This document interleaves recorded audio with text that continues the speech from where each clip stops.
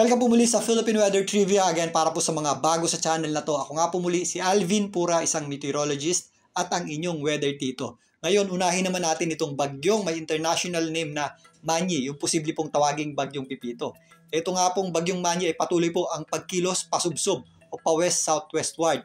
Ito po ay huling namata ng Pag-asa sa lying around 1,375 kilometers east ng northeastern section ng Mindanao. Medyo mababa na po yan ngayon.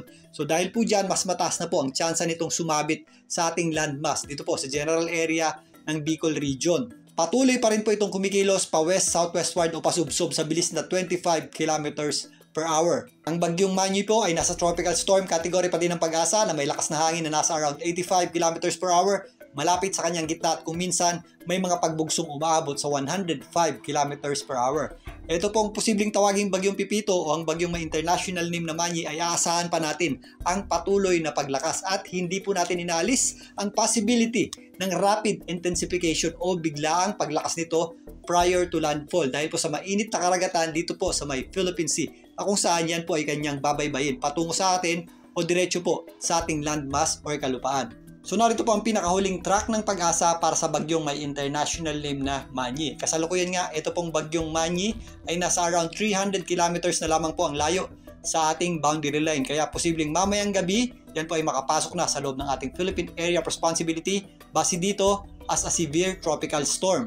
If makapasok na po ito sa ating boundary line, yan po ay tatawaging bagyong Pipito. Pinapakita rin dito ang possibility ito po ay lumakas pa habang binabaybay. Ito pong East Philippine Sea patungo dito sa general area ng Eastern Visayas. Again, hindi po natin inaalis ang possibility na ito po ay umabot sa super typhoon category ng Pag-asa dahil nga sa paglakas nito dito po sa may area ng Philippine Sea. At posible nga po yung tinatawag nating RI o Rapid Intensification o biglaang paglakas ng bagyo lalong-lalo na po dito sa East Philippine Sea. Sa kasalukuyan, patuloy po itong sumusubsob o kumikilos pa west-southwestward at posibleng bukas magsimula na po itong kumilos pa west-northwest o kumabig na pa itaas. Pero dahil nga patuloy po ang pagsubsob nito at ngayon nga ay nandito na sa eastern section ng northeastern Mindanao, mas mataas na po ang tsansa nitong sumabit or maglandfall dito po sa general area ng Eastern Visayas or dito sa area ng Bicol region. Posibleng bukas ng hapon hanggang gabi yung kanyang trap or extension ay sumabit na dito sa general area ng Eastern Visayas dahil yan po yung nakausli na landmass natin or kalupaan dito sa may East Philippine Sea. At magsisimula yung ating critical times o crunch time sa pagtawid nito pong bagyong Manny o yung bagyong posibleng tawaging Pipito sa darating na Saturday hanggang Linggo. Hanggang sa makalabas po yan sa ating West Philippine Sea sa darating na Lunes. Yun po yung peak ng direct effect nito pong bagyong Pipito o posibleng tawaging bagyong Pipito dito po sa malaking bahagi ng Eastern Visayas at mainland Luzon. Pero again, as early as Friday ng gabi, yung kanyang panglabas na kaulapan ay sasabit na po dito sa general area ng eastern section ng southeastern Luzon, dyan po sa may Bicol region at eastern section ng Visayas. Again, meron po tayong area of uncertainty sa ngayon na nag-expand or nag-extend mula sa eastern Visayas hanggang dito sa general area ng central Luzon. Yan po yung posibleng puntahan o tahaki ng sentro o gitna nito pong posibleng tawaging bagyong Pipito. Sa kasalukuyan, wala pa po yung kulay pula na bilog dito dahil nasa tropical storm category pa rin. Ito pong bagyong may international name na Manny. Pero kapag tumungtong na po yan sa typhoon category at patuloy pa ang paglakas nito, mas lalawak po o magkakaroon na po yan ng kulay pula at mas lalawak po yun.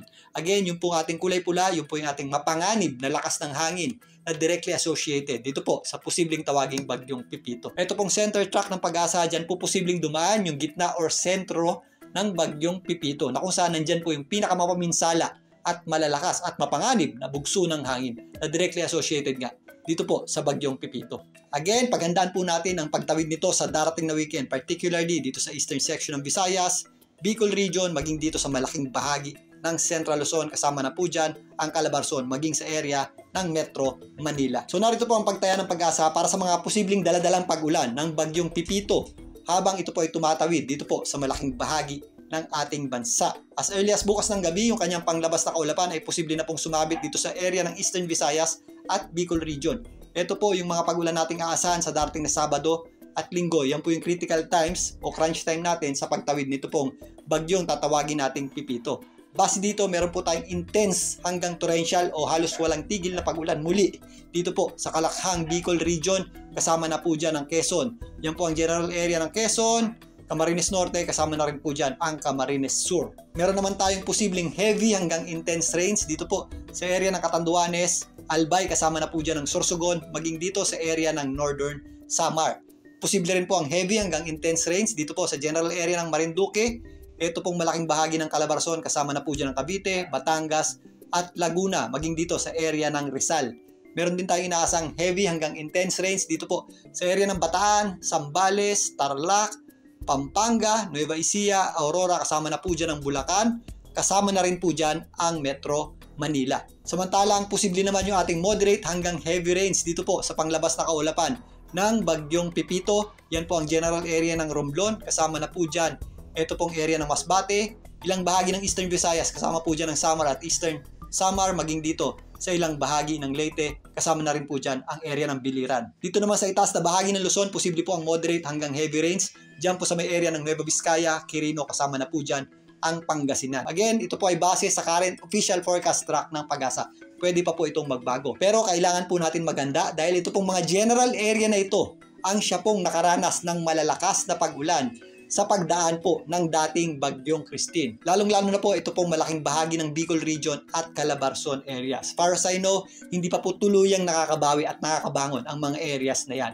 Kaya doble ingat at maghanda po tayo sa posibleng epekto ng mga pag-ulan, posibleng dalin nito pong Bagyong Pipito. Kasabay po ng pagtawid niyan sa malaking bahagi ng ating bansa. Samantalang, balik naman tayo dito sa Bagyong Ophel na kung saan naglandfall na nga po yan dito sa northeastern portion ng Cagayan. Antayin na lamang po natin yung official time at area o lugar ng Pag-asa. Kasalukuyan pa rin po itong nananalasa o humahagupit dito po sa hilagang bahagi ng Luzon. Magpapatuloy po yung ating intense hanggang torrential rains dito po sa mga areas ng Babuyan at Calayan, Group of Islands, ang malaking bahagi ng Cagayan, kasama na po dyan ang Isabela, kasabay po ng pagtawid nito pong Bagyong Ophel. Posible pa rin po yung ating heavy hanggang intense rains dito po sa area ng Batanes, kasama na po dyan ang Ilocos Norte, Apayao, Kalinga, kasama na rin po dyan ang Mountain Province, maging dito sa general area ng Quirino, kasama na po dyan ang Aurora. Posibleng moderate hanggang heavy rains naman ang ating aasahan dito po sa may area ng Abra, Ifugao, kasama na po dyan ang Nueva Vizcaya. Samantala, ang natitirang bahagi po ng Northern Luzon at malaking bahagi ng Central Luzon ay patuloy pong makakaranas ng breezy conditions at maulap na panahon at posible rin po yung mga scattered o kalat-kalat na pag-ulan. So again, kasalukuyan pong tumatawid, ito pong Bagyong Ophel dyan po sa northeastern section ng Northern Luzon. At habang tumatawid po yan at umaakyat dito po sa general area ng extreme Northern Luzon, unti-unti naman lumalapit. Ito pong posibleng tawaging Bagyong Pipito sa ating boundary line. Mamayang gabi, if ever, nandito na po sa may western section ng extreme Northern Luzon, ito pong Bagyong Ophel, maaaring makapasok na sa loob ng ating Philippine Area of Responsibility. Ito pong Bagyong Pipito. Again, mag-ingat po tayo sa mga posibleng epekto ng malawakang pag-ulan, posibleng idulot po nito pong Bagyong Ophel habang tumatawid dito po sa northeastern portion ng Northern Luzon. Sabay din yan, maganda rin po tayo sa posibleng paglapit at pagdikit nito pong Bagyong Pipito dito po sa eastern section ng Visayas at Bicol Region. Mamaya, tabayanan po muli ang ating pagtalakay dito po sa Bagyong Ophel at dito sa posibleng tawaging Bagyong Pipito. Muli, ito po ang inyong Weather Tito para sa Philippine Weather Trivia.